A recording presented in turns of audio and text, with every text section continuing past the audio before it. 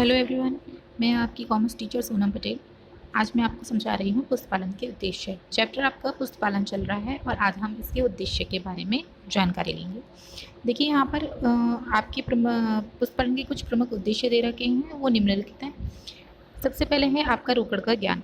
देखिए दैनिक जो जीवन होता है, हमारे काफ़ी सारे ऐसे कार्य होते हैं जिसको पूर्ति करने के लिए हमें क्या होता है कि व्यापारी को नगद धनराशि की आवश्यकता होती है। ठीक है, यहाँ पर आपका वही पॉइंट है कि दैनिक लेन देन संबंधी कार्यों की पूर्ति करने के लिए व्यापारी को नगद धनराशि की आवश्यकता होती है। धनराशि यानी कि हमारे पूंजी की, यानी कि रुपये पैसे की। नकदी का कुछ भाग तो व्यापारी अपने पास रख लेता है, जबकि शेष भाग को वह क्या कर लेता है, बैंक में जमा कर देता है। तो पुस्तपालन से नकदी तथा बैंक में जमा राशि की पूर्ण जानकारी उपलब्ध हो जाती है, यानी कि पुस्तकों में लिखकर उसकी जानकारी हो जाती है। देखिए क्रय विक्रय होता है व्यापार में, आपको पता है कि क्रय विक्रय ही सब कुछ है, खरीदते हैं और बेचते हैं। अब देखिए सेकंड पॉइंट है क्रय विक्रय का ज्ञान होना। पुस्तपालन के अंतर्गत रखी जाने वाली क्रय वही तथा विक्रय वही से व्यापारी को यह ज्ञात हो जाता है कि वर्ष में कितना माल खरीदा गया है और कितना माल बेचा गया है। तो ये सारी जानकारी हमें पुस्तपालन से हो जाती है। और देखिए इसमें यहाँ पे कह रहे हैं कि कितना माल स्टॉक के रूप में शेष बचा है। ठीक है, तो ये सारी जो स्टॉक की या क्रय विक्रय की हमारी सारी गणना जो होती हैं वो हमें पुस्तपालन से पता चल जाती है। देखिए थर्ड पॉइंट है आपका आय व्यय का ज्ञान हो जाता है। कैसे? पुस्तपालन के अंतर्गत क्या होता है, जब निम्नानुसार तैयार किए गए लेखों से व्यापारी को अपनी आय व्यय की मदों का ठीक ठाक ज्ञान हो जाता है। ठीक, फोर्थ पॉइंट है आपका देनदारों का ज्ञान। पुस्तपालन के द्वारा व्यापारी को यह भी ज्ञात हो जाता है कि उसे कुल कितने देनदार हैं और कितनी धनराशि अपने देनदारों से प्राप्त करनी है। और ऐसे ही देखिए सेम ये है पांचवा पॉइंट आपका लेनदार, तो इसमें लेनदारों का भी ज्ञान हो जाता है। देखिए इसमें यह है कि कितना सामान हमारे पास से गया, कितना नहीं गया, क्या हमारा जो भी उधार गया हुआ है वो सब कुछ हमारी बुक कीपिंग में लिखा जाता है, तो हमें इससे पूर्ण जानकारी हो जाती है। ठीक है, अब 6 पॉइंट है आपका पूंजी एवं आहरण का ज्ञान होना। तो पुस्तपालन के द्वारा व्यापारी को यह जानकारी हो जाती है कि इसके द्वारा व्यापार में लगाई गई पूंजी की क्या स्थिति है, अर्थात पूंजी बढ़ रही है या घट रही है। ठीक है, और एक निश्चित अवधि के अंदर आहरण के रूप में कितनी धनराशि अथवा माल व्यापार से निकाला है। ठीक है, तो ये सारे हमारे पॉइंट्स आपके पुस्तपालन के उद्देश्य के, और सभी पॉइंट्स आपके काफ़ी इंपॉर्टेंट है, आप इनको लर्न करें। अब देखिए नेक्स्ट पॉइंट आता है आपका छल कपट एवं त्रुटि संबंधी जानकारी होनी। ठीक है, तो इससे हमें क्या पता चल जाता है कि कितना छल कपट हो रहा है, कितनी त्रुटि हो रही है, वो हमें सारी जानकारी हो जाती है। तो पुस्तपालन की सहायता से व्यवसाय में होने वाले छल कपट एवं त्रुटियों आदि के संबंध में भी पूरी जानकारी प्राप्त हो जाती है।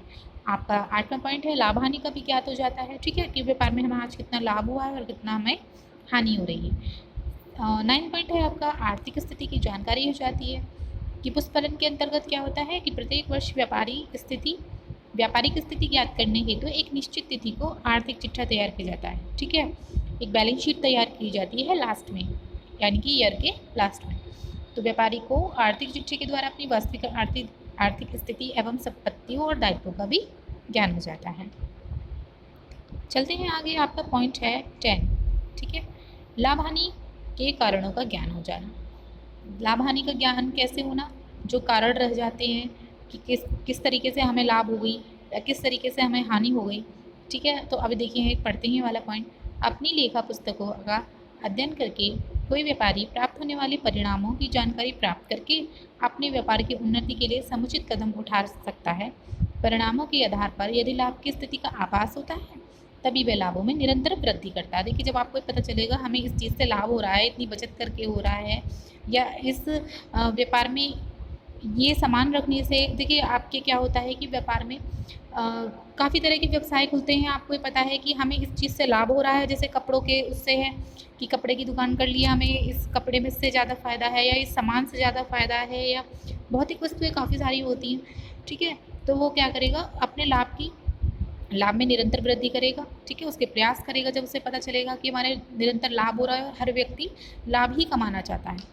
इसके विपरीत अगर या व्यापार में हानि हो रही है तो ये भी पता चलता है कि कहाँ से हानि हो रही है, हमें क्यों इतना लॉस हो रहा है। ठीक है, तो इसकी अध्ययन करके हानि प्रदान करने वाले कारणों का भी पता लगा सकता है और कारणों को दूर कर सकता है। ठीक, कर निर्धारण संबंधी, देखिए टैक्स के बारे में बातें हो रही हैं। व्यापारी को प्रतिवर्ष विभिन्न प्रकार के करों का भुगतान करना पड़ता है। कर यानी कि टैक्स।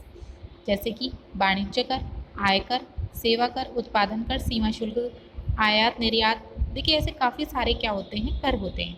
तो इनका भी विभिन्न करों की राशि का निर्धारण सफलतापूर्वक इसमें किया जा सकता है।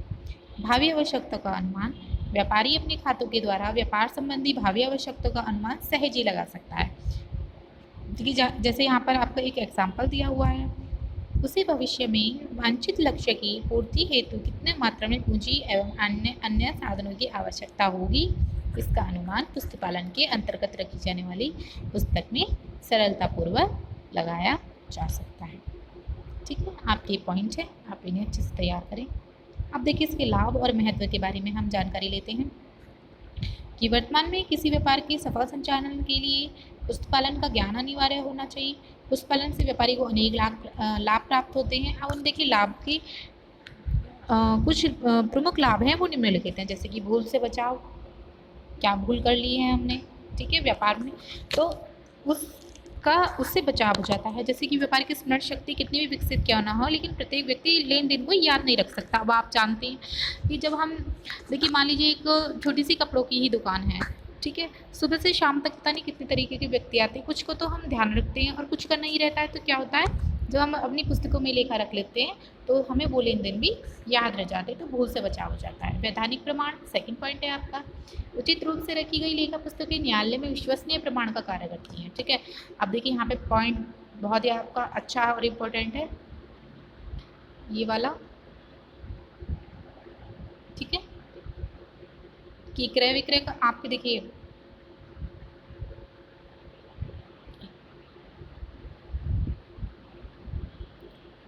हाँ जी, बात करते हैं, आपकी पॉइंट की बात चल रही थी। तो वैधानिक प्रमाण हो जाता है, उचित रूप से रखी गई लेखा पुस्तकों न्यायालय में विश्वसनीय प्रमाण का भी कार्य करती है। ठीक है, आपके पास जब लिखा हुआ होगा और अच्छे से उचित रूप से पुस्तकों में लिखा होगा इसका, तो आप न्यायालय में विश्वसनीय प्रमाण एक दे सकते हैं। छल कपट व जालसाजी से बचाव भी हो सकता है। ठीक है, कर्मचारियों के द्वारा किया गया क्या छल कपट चल रहा है, जालसाजी हो रही है, तो ये भी हमारी इन पुस्तकों से पता चल जाता है। मूल्य निर्धारण है आपका, पुस्तकालन की सहायता से व्यापारी अपने उत्पाद का उचित मूल्य निर्धारण भी कर सकता है और अनावश्यक व्यय पर नियंत्रण भी कर सकता है। ठीक है, इतना चलिए एक पॉइंट और देखते हैं हम।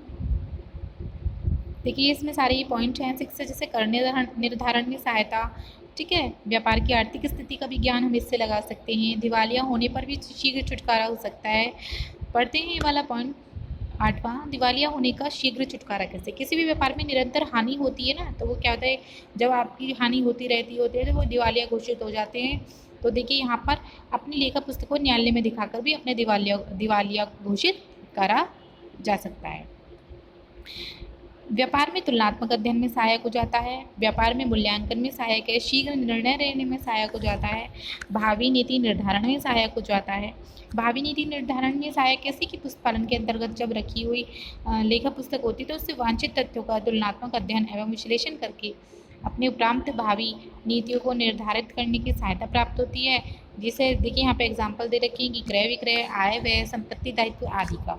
ठीक है, और 13 पॉइंट है आपका वृहत स्तर पर उत्पादन व्यवस्था में सहायक। तो देखिए वर्तमान में वस्तु का उत्पादन बड़े पैमाने पर किया जाता है, इस प्रकार की व्यवस्था भी हम नियमबद्ध लेखा पुस्तकों के अभाव में कार्य नहीं कर सकते। ठीक है, तो आप सभी ये वाले पॉइंट्स पढ़िए, कोई प्रॉब्लम होती है, कोई डाउट है तो आप मुझसे क्लियर कर सकते हैं। ओके।